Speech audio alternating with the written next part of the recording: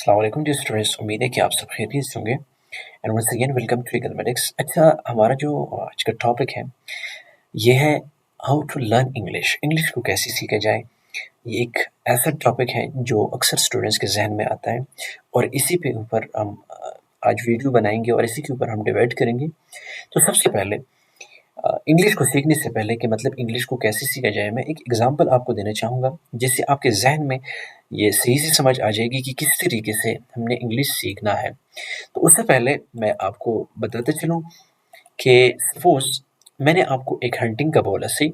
Hunting मैंने आपको बोला कि आपने करना है हंटिंग, और हंटिंग कैसे करनी है, मैंने एक सपोज़ एक टारगेट दिया है आप लोगों को कि आपने हंटिंग करनी है। अब हंटिंग के लिए आपके पास 3 चीज़ें ज़रूरी होनी चाहिए, सही। वो ना हो तो आप हंटिंग नहीं कर सकते। तो हंटिंग सपोज़ हमारा टारगेट है हंटिंग। अब हंटिंग करने के लिए जैसे कि मैंने आपको बताया कि हमारे पास 3 चीज़ें मस्ट होनी चाहिए। अब हंटिंग के लिए हम 3 चीज़ें हम कंपल्सरी रखते हैं, सही। 3 चीज़ें ना हो तो हम हंटिंग नहीं कर सकते। हंटिंग के लिए सबसे पहली चीज़ आपको मैं एग्ज़ाम्पल से समझाता हूँ।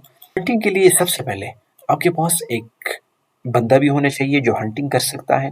अगर वो बंदा आपके पास ना हो तो आप हंटिंग नहीं कर सकते।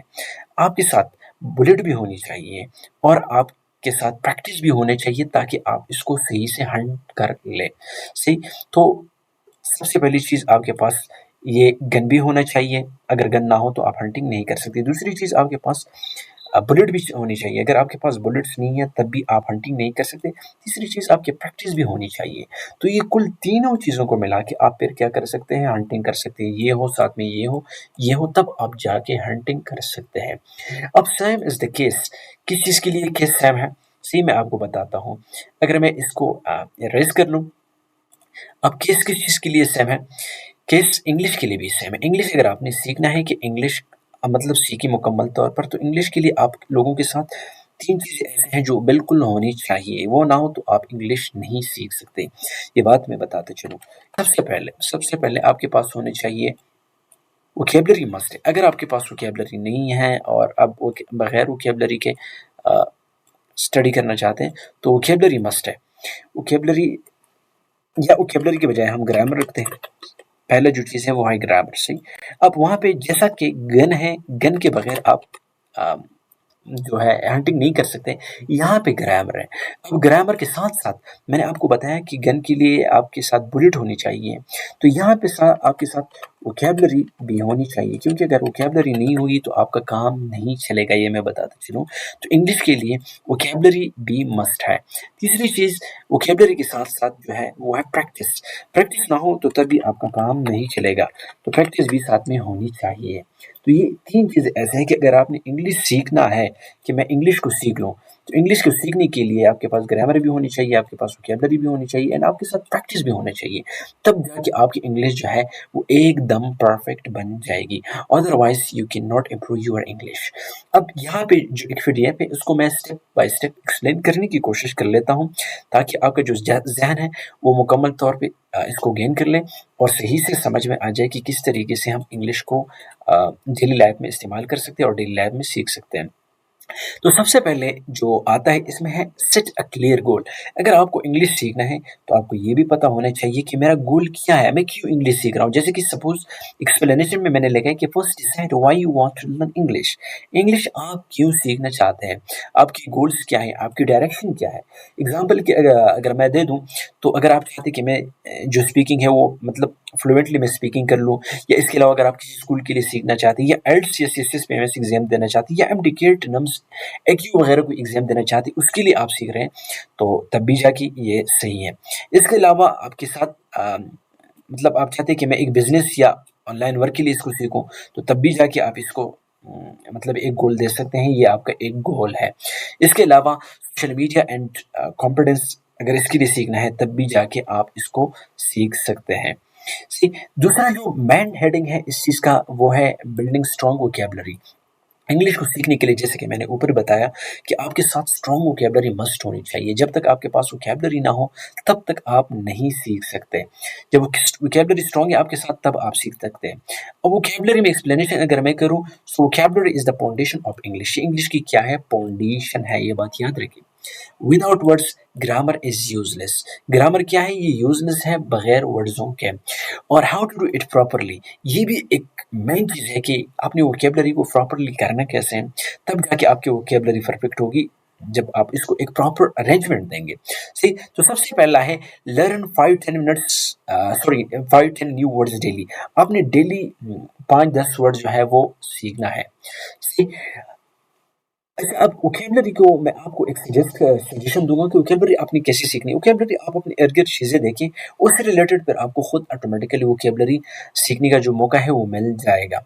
इसके अलावा मीनिंग आपको पता होना चाहिए, प्रोनाउंसिएशन उसका पता होना चाहिए, सिनोनिम, एंटोनिम, वन सेंटेंस, मतलब ये तमाम चीज़ें आपके पास होनी चाहिए। सपोज मैंने यहाँ पे एक वर्ड लिखा, सही, अब उस वर्ड, सपोज मैंने एक वर्ड लिखा हैप्पी, सी, अब उस हैप्पी का मुझे मीनिंग भी पता होना चाहिए, उस हैप्पी का मुझे सिनोनिम भी पता होना चाहिए, उस हैप्पी का मुझे एंटोनिम भी पता होना चाहिए, उस हैप्पी का जो है प्रोनाउंसिएशन भी पता होना चाहिए, और साथ साथ में उसमें मुझे सेंटेंस बनाना भी आता होगा। तो ये भी एक प्लस पॉइंट है।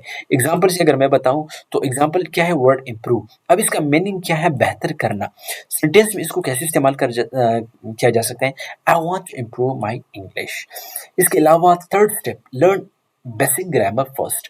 इंग्लिश अगर आपने सीखना है तो आपको सबसे पहला बेसिक ग्रामर सीखना पड़ेगा। बेसिक ग्रामर सीखने के लिए आपको क्या करना पड़ेगा कि उसकी एक्सप्लेनेशन को देखनी पड़ेगी। So grammar is the structure of language from basic not advance rules. Grammar एक ऐसी चीज़ है कि आपने पहले बेसिक सीखना है, फिर उसके बाद एडवांस में जाना है। ऐसे नहीं है कि पहले आप एडवांस में जाए फिर उसके बाद जो है आप बेसिक की तरफ आ जाए, ये फिर सही नहीं होता। बल्कि पहले आपने बेसिक क्लियर करना है, फिर उसके बाद ऑटोमेटिकली आप एडवांस में जा सकते हैं। इसके अलावा with parts of speech, tenses को याद करें, पार्ट्स ऑफ स्पीच को सीख ले, सेंटेंस स्ट्रक्चर को सीख ले। ये मुकम्मल सीखने के बाद आपका सिस्टम सेट हो जाएगा। इसके अलावा आगे जाते हैं, और पांचवा एक्टिव एंड पैसिव वॉइस, ये भी उसी स्टेप में शामिल है। सी, एक्टिव पैसिव वॉइस के अलावा learn on the topic, learn one topic per day not many. एक दिन में आपने एक ही टॉपिक सीखना है, इससे ज्यादा नहीं सीखना है। अच्छा, इसके अलावा 4 नंबर पॉइंट क्या है? Practice speaking daily. आप डेली क्या करें? कोशिश करें कि स्पीकिंग करते जाए, क्योंकि स्पीकिंग है की बदौलत आपकी इंग्लिश स्ट्रांग होती जाएगी। The more you speak the more you learn, ये आपको पता ही है। अगर speaking is the heart of language learning, ये बात बिल्कुल नोट करें कि स्पीकिंग क्या है? ये हार्ट है। जैसे कि इंसान के अंदर दिल काम कर लेता है, इसी तरीके से किसी लैंग्वेज में उस मतलब जो स्पीकिंग है वो इज अ हार्ट, एक दिल की किरदार अदा करता है। So don't wait to be perfect. अक्सर लोग जो है वो इसी वजह से नहीं, मतलब स्पीकिंग नहीं करते कि शायद अब मैं गलत बोल लूँ, अब मुझसे मिस्टेक्स होंगे, जब मैं परफेक्ट हो जाऊंगा तब बोलूंगा। लेकिन इंसान कभी भी परफेक्ट नहीं बनता अंटिल यू प्रैक्टिस। जब तक आप प्रैक्टिस नहीं करते आप परफेक्ट नहीं बन सकते। इसी प्रैक्टिस मेथड अगर मैं बताऊं, talk to yourself, mirror practice. Mirror के सामने आप क्या करें? बातें करें, ये आपको आसानी देगी। Describe your day in English, अपनी जो रोजमर्रा जिंदगी उसको इंग्लिश में आप एक्सप्लेन किया करें। Seek 5 minutes daily without stopping, बगैर स्टॉपिंग की आप कोशिश करें। खैर गलतियां होती जाती है, आप कोशिश करें कि आप स्पीकिंग करें। Use simple sentences first. इब्तिदा में आपने सिर्फ और सिर्फ सिंपल सेंटेंसेस का इस्तेमाल करना है। एग्जाम्पल अगर मैं बताऊं, I wake up early, I study English, I want success. तो एक सादा से जुमला है, इसमें कोई ना इतना खास है बल्कि एक बेसिक है, लेकिन इसी के जरिए से आपका इंग्लिश क्या हो सकता है? इम्प्रूव हो सकता है। नंबर 5 क्या है? Improve listening skill. Listening skill भी आपकी होनी चाहिए। लिसनिंग स्किल के लिए अक्सर लोग यूट्यूब वीडियोस या इंग्लिश मूवी रिकमेंड कर लेते हैं, लेकिन वो आप पे डिपेंड कर लेते हैं, आप जो चीज़ देखना चाहते हैं। Listening helps you understand pronunciation, accent and sentence flow. अब ये बात बहुत बड़ी गौर की है कि जो लिसनिंग है ये आपकी कौन सी स्किल को पावर देता है? प्रोनाउंसिएशन और सॉरी एक्सेंट, नॉट एसेंट, और सेंटेंस फ्लो। ये तीनों आपके स्ट्रांग हो जाते हैं। सही, आपकी प्रोनाउंसिएशन भी स्ट्रांग हो जाती है, आपकी एक्सेंट भी स्ट्रांग हो जाती है, एंड आपकी सेंटेंस फ्लो भी स्ट्रेट फॉरवर्ड हो जाती है, या आप कह सकते हैं कि तेज हो जाती है। बेस्ट सोर्सेज अगर इनके बारे में बताऊं तो इंग्लिश यूट्यूब वीडियोस आप देख लिया डेली स्लो मोशन की, से इससे आपका इंग्लिश इंप्रूव हो सकता है। तो एक हो गया English daily English YouTube video. दूसरा, English movie with subtitle. English movie देखो लेकिन सबटाइटल ऑन करके, लेकिन ये चीज़ मैं ज़्यादा रिकमेंड नहीं करता क्योंकि इंग्लिश मूवी मुझे अच्छी नहीं लगते। हर किसी का पर्सनल एक इशू होता है। फूडकास्ट फॉर बिगिनर्स, ये बिगिनर्स के लिए भी काम करता है। English news 5 minutes daily, 5 minute, ये बेहतरीन ऑप्शन है आपके पास। मैं रिकमेंड करूंगा कि अगर आपने इनको फॉलो किया तो है चांसेस कि 100% आप सीख लें। ठीक कि English news 5 minutes daily, daily आपने 5 मिनट्स सीखना है। Don't try to understand every word, focus on the idea. अब ये एक इम्पॉर्टेंट, बहुत ज़्यादा ज़बरदस्त पॉइंट है, जो ये है कि don't try to understand every word. ज़रूरी नहीं कि आपको हर लफ्ज़ याद आ जाए, फोकस ऑन द आइडिया। आप सिर्फ उसी चीज़ पे फोकस करें कि वो कह क्या रहा है, मतलब उसका आइडिया क्या है, तब जाके स्लोली एंड ग्रेजुअली आपकी इंग्लिश स्ट्रॉन्ग हो जाएगी। रीड इंग्लिश एवरी डे, आप इंग्लिश डेली, मतलब ये एक अलग स्टेप है कि आपने इंग्लिश क्या करना है डेली, या हर डे में आपने इंग्लिश को रीड करना है। रीडिंग भी एक बेहतरीन स्किल है अगर आपने अपनी इंग्लिश को स्ट्रॉन्ग करना है। So reading improves vocabulary, grammar, sentence sense naturally. अब रीडिंग क्या कर लेते हैं, रीडिंग के जरिए से आपकी इंप्रूव होंगी क्या चीज़, वोकैबुलरी इंप्रूव हो जाएगी, ग्रामर हो जाएगी, सेंटेंसेस, ये सब कुछ इंप्रूव हो जाएगी। व्हाट टू रीड, अब रीड क्या करना है, शॉर्ट स्टोरीज रीड करो, न्यूज़ आर्टिकल रीड करो, सोशल मीडिया कैप्शंस रीड करो, सिंपल इंग्लिश ब्लॉग्स रीड करो। इससे आपकी इंग्लिश स्ट्रॉन्ग होती जाएगी और बहुत अच्छे मिकदार में आप इंग्लिश पर बोल सकोगे। इसके अलावा थर्ड नंबर पे जो है उस पे ऊपर मैं बात करना चाहूँगा कि थर्ड नंबर जो इंग्लिश है, सॉरी थर्ड नंबर जो फेज है, एक मिनट इसको जूम कर दें, जूम कर लेते हैं, एक मिनट से। अच्छा, अब इसमें क्या चीज़ें हैं, इसमें सबसे पहला है कि राइट डेली, इवन स्मॉल, आप डेली लिखते जाएं। बेशक आप मतलब कम क्यों ना लिखते हो या छोटा क्यों ना लिखते हो, सी, तो इसी वजह से आपकी जो मिस्टेक्स है वो आपके सामने आ जाएंगी और आप फिर उनको निकाल भी सकेंगे। सो डेली राइटिंग आइडियाज क्या है कि आप 5 सेंटेंस डेली लेके या 1 पैराग्राफ डेली लेके, या right new words in sentences, या सेंटेंस में न्यू वर्ड्स आप क्या करते हैं, ऐड करते जाएं और लिखते जाएं। Example, today I learn new English words, English is important for my future. अब ये उन्होंने कुछ एग्जाम्पल दी है कि उन्होंने जो एडिशन किया है। 8 नंबर पे आते थिंक इन इंग्लिश, इंग्लिश में इवन आपकी इमेजिनेशन पावर भी इंग्लिश में होनी चाहिए, आपकी सोच भी इंग्लिश में होना चाहिए, ये सिर्फ इंग्लिश को सीखने के लिए। सी, अब इसकी एक्सप्लेनेशन अगर मैं करूँ, स्टॉप ट्रांसलेटिंग फ्रॉम उर्दू, और this is the biggest game changer.